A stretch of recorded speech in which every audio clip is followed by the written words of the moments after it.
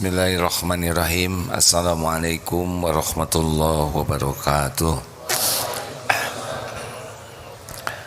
Alhamdulillahi rabbil alamin. Segala puji milik Allah subhanahu wa ta'ala yang maha menyaksikan apapun yang kita lakukan, baik yang baik maupun yang tidak baik.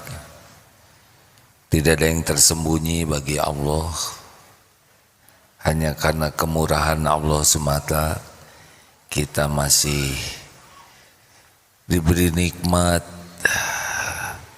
Islam, iman, bisa berkumpul di masjid mengkaji ilmu, dan Allah memberikan pahala ampunan yang tiada bertepi. Masya Allah. Allahumma salli ala Sayyidina Muhammad wa ala alihi wa ashabihi ajma'in. Hadirin, hidup ini hanya ada 4 kejadian, hanya 4 saja, tidak lebih dari ini.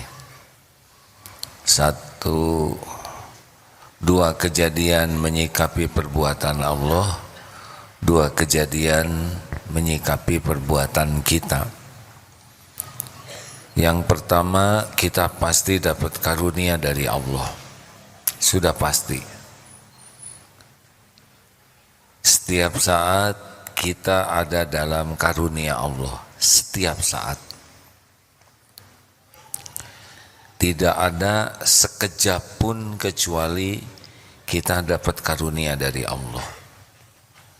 Jantung berdetak, darah mengalir, pikiran normal. Masya Allah. Setiap saat.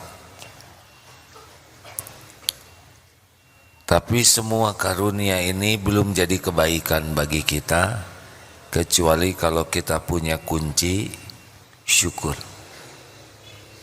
Tanpa syukur, semua nikmat ini tidak menjadi kebaikan. Allah memberikan nikmat, Allah jadikan nikmat itu kebaikan, dan Allah datangkan tambah nikmat kalau jadi ahli syukur. Siapapun yang tidak pernah belajar ilmu syukur,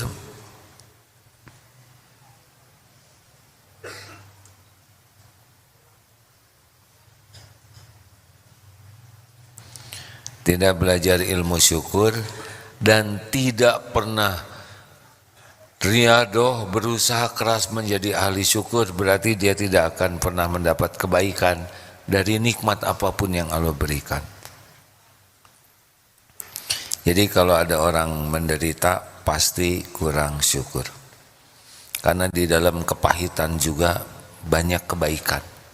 Dalam sakit, dalam difitnah, dalam kegagalan, dalam tertipu, dalam hal-hal yang kita sering anggap musibah, di dalamnya itu banyak kebaikan. Karena Allah tidak menciptakan sesuatu yang buruk bagi orang beriman. 2, kita pasti akan diuji. وَلَنَبْلُوَنَّكُمْ بِشَيْءٍ مِنَ الْخَوْفِ. Dan ayat selanjutnya, pasti kita akan diuji dengan sedikit ketakutan, kelaparan, kekurangan harta, jiwa, buah-buahan, wabashiri sabirin. Jadi kita hidup ini adalah ujian. Tapi setiap ujian itu membawa kebaikan yang besar. Kalau punya kunci yang kedua, yaitu sabar. Jadi kalau kita tidak pernah belajar ilmu sabar dan tidak pernah punya tekad untuk jadi ahli sabar, kita tidak lulus. Sabar itu ada 3 tempatnya. Dalam taat, kalau tidak pakai sabar tidak bisa. Dalam menjauhi maksiat, itu harus pakai sabar. Ujiannya maksiat, sabar baru bisa lolos. Dan dalam menghadapi musibah,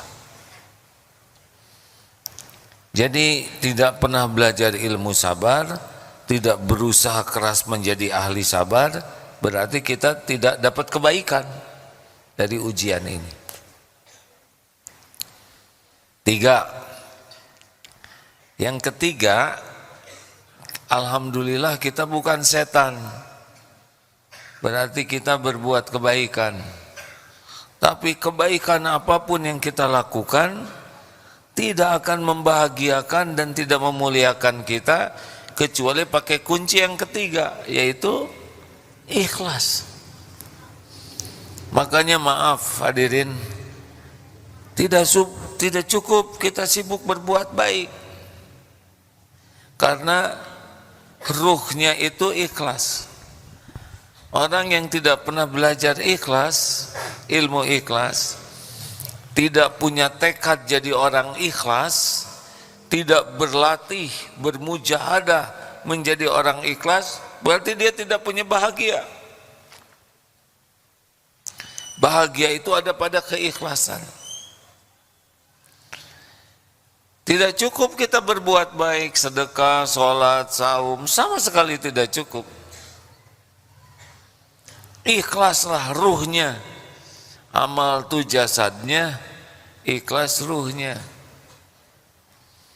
Maka orang-orang yang tidak pernah belajar ikhlas, sudah tidak ada bahagia, kecewa, sedih, jengkel, sakit hati. Wah, capek saja hidup ini. Karena Allah menyimpan kebahagiaan pada keikhlasan. Makin ikhlas makin bahagia. Kurang ikhlas kurang bahagia. Tidak ikhlas tidak bahagia. Di mana-mana, di rumah tangga tidak ikhlas menderita, bermasyarakat tidak ikhlas sengsara, ngantor kerja tidak ikhlas sengsara, ngurus anak tidak ikhlas sengsara. Jadi suami bekerja mencari nafkah nggak ikhlas sengsara. Kesengsaraan itu buah dari ketidakikhlasan di dalam beramal. Jadi orang yang tidak pernah belajar ilmu ikhlas, tidak pernah bermujahadah, latihan tiap hari berusaha ikhlas. Ini 3 saja ya, 3 hal latihannya. Menurut Imam Ibnu Qayyim, semoga Allah menyayangi beliau, tidak akan bercampur keikhlasan dengan rasa ingin dipuji, senang disanjung, dan berharap sesuatu yang ada di tangan orang. Tuh latihannya 3 itu dulu. Kalau hari-hari kita masih sangat berusaha orang memuji kita, kemudian sangat berusaha orang mengakui dan menyanjung, memperlakukan kita spesial, dan kita suka sekali dikasih orang, orang punya sesuatu, kita ingin apa yang ada di tangan orang, itu udah susah ikhlas tuh. Ini serius. Kita harus latihan untuk tidak pengen dipuji dalam hal apapun oleh orang. Kita harus latihan untuk tidak ingin diperlakukan spesial oleh orang. Dan kita harus latihan untuk tidak ngarep apa-apa dari apa yang di tangan orang. Baru kita bisa beramal ikhlas. Karena ada yang nyapa sopan supaya ditraktir, ya. Ada yang rajin silaturahim supaya dia punya sepedanya banyak, supaya dikasih sepeda.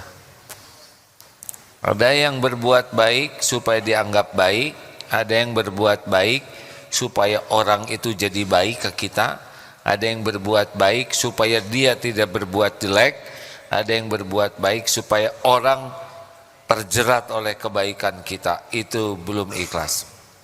Kenapa kamu berbuat baik? Jawabannya, wa ahsinu innallaha yuhibbul muhsinin. Al-Baqarah 195 ya. Dan berbuat baiklah,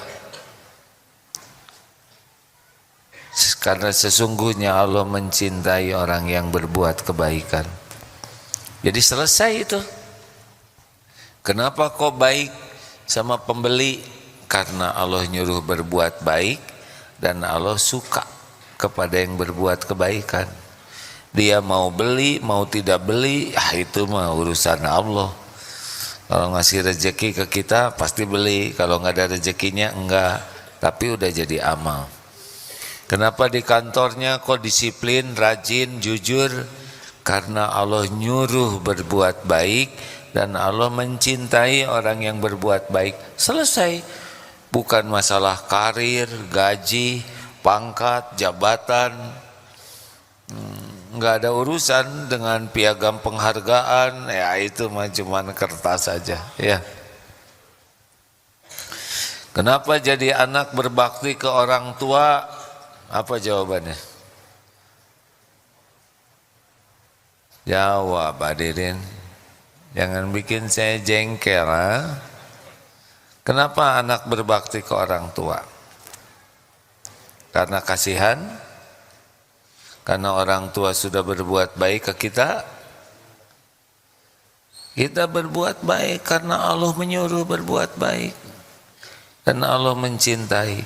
Jadi kita berbuat baik ke orang tua, ada yang karena kasihan, ada yang karena orang tua udah berjasa, itu benar. Tetapi kita berbuat baik itu bukan karena itu. Karena Allah menyuruh dan Allah mencintai.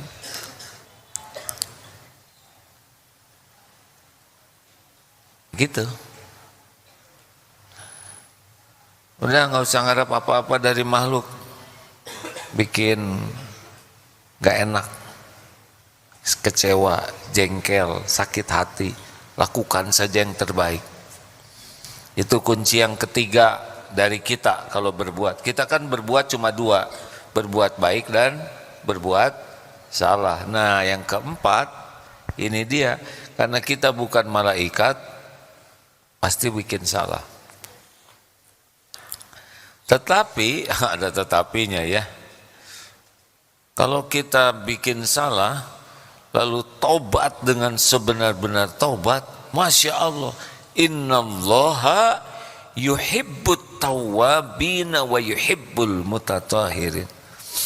Sesungguhnya Allah sangat mencintai orang yang taubat dan mensucikan diri. Itu nih saya dapat hadisnya ya. Dari hadis riwayat Imam Muslim meriwayatkan dalam sahihnya dari Anas bin Malik radhiyallahu anhu, Nabi SAW bahwasanya beliau bersabda, sungguh Allah Ta'ala lebih gembira dengan taubatnya seorang hamba yang bertobat kepadanya daripada salah seorang di antara kalian menaiki untanya di sebuah padang pasir, lalu tiba-tiba untanya itu hilang dengan membawa semua perbekalan makanan dan minumannya, hingga ia berputus asa. Kemudian ia mendatangi sebuah pohon dan berbaring di bawahnya dalam keadaan putus asa dari untanya. Ketika dalam keadaan seperti itu, tiba-tiba untanya sudah berada di hadapannya, maka dia segera mengambil tali pelananya sambil berkata karena sangat gembira, ya Allah, Engkau adalah hambaku dan aku adalah Rabbmu. Dia salah ucap karena sangat gembiranya. Jangan ditiru hadirin. Ada orang, ini saya coba ilustrasikan, di padang pasir dengan kendaraannya, untanya yang lengkap dengan perbekalan itu kabur. Bayangkan sudah dicari enggak ada. Udah ini mah enggak ada harapan. Dia berbaring di bawah pohon, putus asa. Ya udah, saya bakal mati mungkin di padang pasir. Tiba-tiba ada untanya. Gembiranya tuh udah putus asa, tiba-tiba ada, saking gembira sampai bukan keceletot lagi itu. Ya Allah, tadi apa? Engkaulah hambaku, aku adalah Rabbmu. Ini kan cila ke-12 hadirin. Fatal sekali ini. Tapi ini diilustrasikan oleh Rasulullah, orang yang begitu gembira sampai tidak terkontrol kata-katanya, dan Allah lebih gembira dibanding orang ini melihat orang tobat. Makanya hati-hati nih menilai orang lain.